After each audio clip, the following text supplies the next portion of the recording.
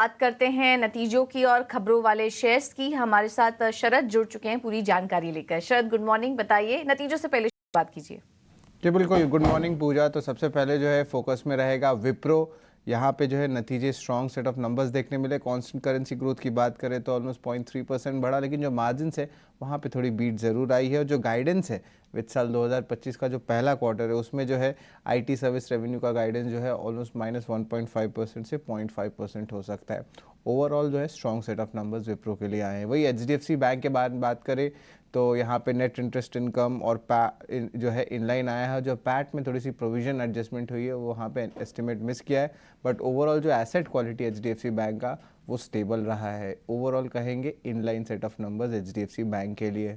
हमने दो Nifty companies के बारे में बात कर ली। जियो फाइनेंशियल सर्विसेज की बात करें तो नेट इंटरेस्ट इनकम में 4% का ग्रोथ आया है, largely inline set of numbers आए हैं। लेकिन आयरेडा की बात करें, चर्चे में भी ये स्टॉक रही है रेलवे की फाइनेंसिंग के सेगमेंट की। यहाँ पे net interest income 35% year on year basis पे बढ़ा है और आप कह सकते हैं कि स्ट्रॉन्ग सेट ऑफ नंबर्स आए। वहीं एचडीएफसी एएमसी की बात करें तो यहाँ पे थोड़ी सी स्लाइट जो है एस्टिमेट मिस की गई है, तो आप कम कह सकते हैं थोड़े से कमज़ोर इनलाइन सेट ऑफ नंबर्स आए हैं। यहाँ पे रेवेन्यू, पैट, एबिटास यहाँ पे थोड़ी सी हम कहेंगे एस्टिमेट से कम नंबर्स आए हैं। स्टर्लिंग विल्सन रिन्यूएबल एनर्जी, ये जो है स्टॉक पे ज़रूर फोकस रखिएगा। यहाँ पे एक बड़ा टर्न अराउंड आया है।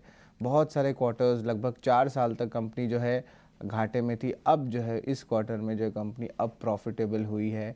ऑपरेटिंग कैश फ्लोज बढ़ा है, डेट कम हुआ है और एक टर्न अराउंड जो कहते हैं वहाँ पे री रेटिंग देखने मिल सकती है। तो इस स्टॉक को ज़रूर आप अपने रडार में रखिएगा, यहाँ पे अच्छी एक्शन देखने मिल सकती है। तो ये सारे स्टॉक्स हैं जो खबरों के दम पे जो ऑफकोर्स जो अर्निंग सेगमेंट है उसको लेके जो है फोकस में रहेगा आज।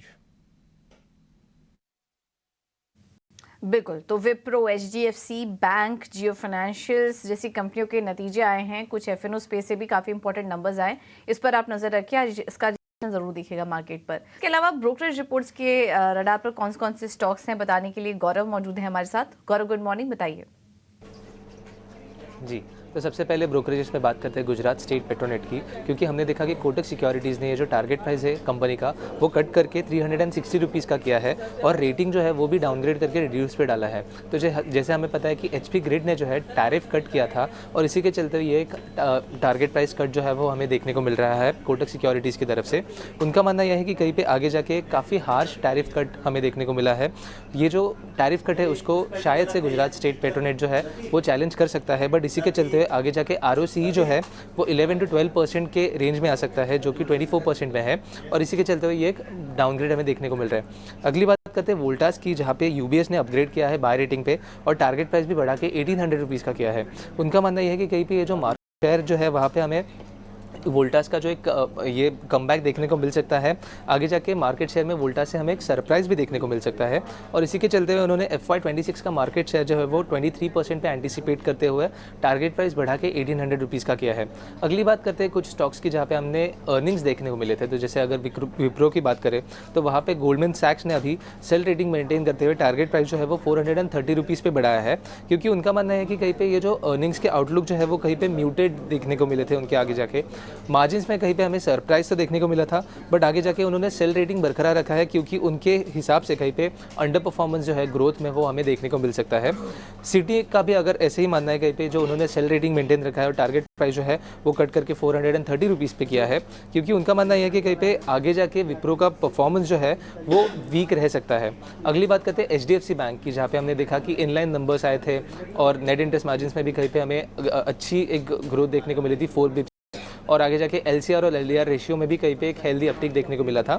LCR में अपटिक देखने को मिला था और LDR रेशियो जो है वो कम हुआ था और इसी के चलते हुए ब्रोकरेजेस की माने तो IIFL ने बाय रेटिंग बरकरार रखते हुए टारगेट प्राइस 1760 रुपीज़ का रखा है। नुवामा ने ये जो है टारगेट प्राइस उनका बढ़ा के 1760 रुपीज़ का किया है, जो कि पहले 1735 रुपीज़ का था, क्योंकि उनका मानना है कि कहीं पे अर्निंग्स में वोलेटिलिटी तो देखने को मिलेगी, बट ये जो LCR रेशियो बढ़ा है और LDR रेशियो कम हुआ है वो कहीं पे पॉजिटिव है। कोटक सिक्योरिटीज़ ने जो है बाय रेटिंग मेंटेन करते हुए टारगेट प्राइस 1750 रुपीज़ का किया है। अगले अगर इन्वेस्टेक की बात करें तो उन्होंने टारगेट प्राइस जो है वो कट करके 1620 रुपीज़ का किया है और होल्ड रेटिंग बरकरार रखा है, क्योंकि उनका मानना है कि कहीं पे सीजनैलिटी की वजह से एक अपटिक हमें देखने को मिला था। और नमूरा ने भी मेंटेन किया है उनका न्यूट्रल रेटिंग और टारगेट प्राइस बढ़ा के 1660 रुपीज़ का किया है। तो आगे जाके ये कंपनीज में हमारी नज़र बनी रहेगी, क्योंकि ब्रोकरेजेस की तरफ से एक काफ़ी स्ट्रॉन्ग व्यू इस कंपनीज में हमें देखने को मिल रहा है। बिल्कुल, बहुत बहुत शुक्रिया गौरव आपका ये पूरी जानकारी देने